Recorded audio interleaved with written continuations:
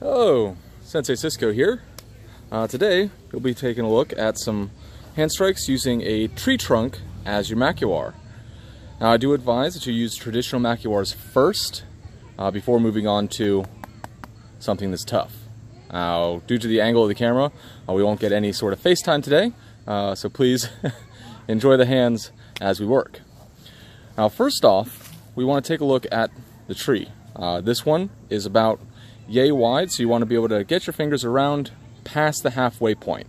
You don't need anything like a big old sequoia or an oak. So just a nice little spruce should do fine. Now, when we're striking, we want to make sure that, unlike the Makiwara that you probably find in your local studio that has give as you strike and it rebounds back, that give protects the bones of your hand. This way we don't damage or break anything as we strike. The tree, it's going to be tougher than you. So I want you to make sure when you're striking, don't press. Instead, we're looking to snap and sort of bounce off of. At the same time, we also want to take a look at the bark. Now, depending on your strength, how much you've done the Makiwara before, how much callus you've built on your knuckles, feel free. Strike with the bark. However, I do advise protecting against this. The bark can have more jagged edges which can split the skin, creating cuts that will lead to infection. So remember, safety first. So to protect us, we could go out and get a bunch of bandages and wrap the tree up, or grab a jacket. In this case, we're going to use our belt. Now, if we have our belt, we can pretty much do any sort of training exercise that we can think of. So here I'm going to take my belt from the center point, and I'm going to tie it just like I was going to tie it onto a student. Start in the middle, wrap around back, bring it up to the front. Now when I bring it up, instead of stacking right on top of each other as usual, I'm going to sort of layer them going upwards a little bit.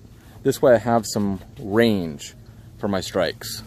Bring it on back, and then I'm going to tie it on the back side. Instead of bringing it around to the front like a student, we're going to tie it nice and tight in the back. I'm going to give it a 1 second knot just to make sure it's held in place, nice and loose. Now this should stay in put. Alright, so when we strike, as with any other Makiwara, we're going to use the first two knuckles. Now today we're going to review a few different strikes. First is the knuckles, the knife hand, the ridge hand, the palm heel, and the forearm for outside and inside blocks. You can also use these strikes for, say, a low block. It's really any sort of forearm hit. First off though, let's take a look at our punch. So I'm going to find a flat-ish part of the tree. For me, that's going to be right about here. This way I have a solid surface to strike against. I'm not wrapping the knuckles that could roll and sort of bounce the knuckle. You can kind of see how when I press on this jagged point, one of my knuckles rolls inward. We don't want that. So I'm going to take my shikarachi and strike in, bouncing off. Ich, ni, san, shi, go, roku, sichi, hachi, ku, chu. Now, when I'm striking, I'm still hitting with those first two knuckles. I'm ensuring that I'm coming out all the way and making contact on an angle. We want that full twist on the opponent. This is what's going to turn the skin. So I want contact here. For this exercise, we don't need to get the twist. As we're working, we don't need to rip up our belt. So this contact is all we're looking for. We want the density of the knuckles here. Let's try the other side. Ich, ni, san, shi, go, roku, sichi, hachi, ku, chu. For square knuckle punches. Next, let's take a look at our knife hand, the shuto. And here, our striking point is going to be this little bone here towards the bottom of the palm. We are not striking with the meat of the pinky. Instead, as we strike out, we're going to hit not with the wrist, but there's a point just beyond. If you kind of reach into your hand, you'll be able to see this spot here. That's the bone that we're going to press into. And again, rebound as you hit. The chamber I'm going to use for this, whereas the punch had a square chamber into my side, for this I'm going to come to the bicep of my opposite hand. So I'll take my opposite hand, touch to aim, and reach out to strike. Ich, ni, Sun, Shi, Go, Roku, Sichi, Hachi, Ku, Ju. Other side. Notice my arm is stiff, wrist is straight, and we bounce. Ich, Ni, Sun, Shi, Go, Roku, Sichi, Hachi, Ku, Ju. For our Shuto strike. Next, ridge hand. Here we're going to strike with the side of the first knuckle along this point. Now to do this, I'm going to make a Shuto and peel the thumb forward. I'm really going to rotate it around this joint to bring the full thing round so we're flat. This will keep my thumb out of the way when I strike. And we don't want to hit with that knuckle of thumb. This is meant to keep us range. I'm double jointed, so it kind of pops out a little bit. But we're going to strike with the side here. My chamber up is going to look similar to the Shuto, only reversed. So I'm going to come knuckle in, knuckle out. Remember, rule of 180. Ready? Ich, Ni, Sun, Shi, Go, Roku, Sichi, Hachi, Ku, Ju. We strike and bounce. Make sure you're applying force. You want to hit. Get used to the feeling, that pain of striking. Ich, Ni, Sun, Shi, Go, Roku, Sichi, Hachi, Ku, Ju. Alright, next up, let's take a look moving down to the wrist. In this case, the palm heel. So the palm heel is the area just below the palm itself. Goes from the thumb across to that Shuto joint or bone. Here we're going to strike straight in and see if we can rock the tree a little bit. Hopefully the camera doesn't come down with it. We're going to aim and Ich, Ni, Sun, Shi, Go, Roku, Sichi, Hachi, Ku, Ju. Other side. Ich, Ni, Sun, Shi, Go, Roku, Sichi, Hachi, Ku, Ju. Alright. Let's move up into the arm. Now here we're going to strike with the forearm. My target zone is going to be here on the, let's say the hand half of the forearm. As I strike out, I want to lock. Make sure this is in line with that flat zone. If you hit a corner, you're gonna feel it.